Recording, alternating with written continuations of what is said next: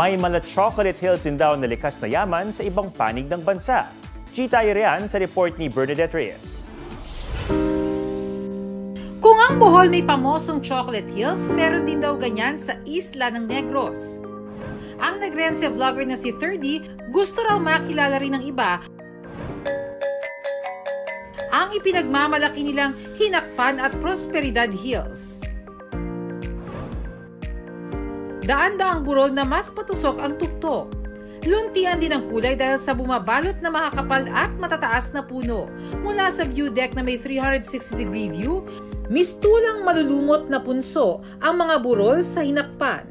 Parang nagiging dilaw siya, tapos minsan parang nagiging orange yung color. Madadaanan naman ng isang highway na sinadya para sa ecotourism ang Prosperidad Hills sa Negros Occidental. Ang view tiyak daw na makakatanggal sa pagod ng mga biyahero at mga motorista. There's a lot to explore in Negros. Bernadette Reyes, nagbabalita para sa GMA Integrated News. Mga kapuso, alamin ang State of the Nation.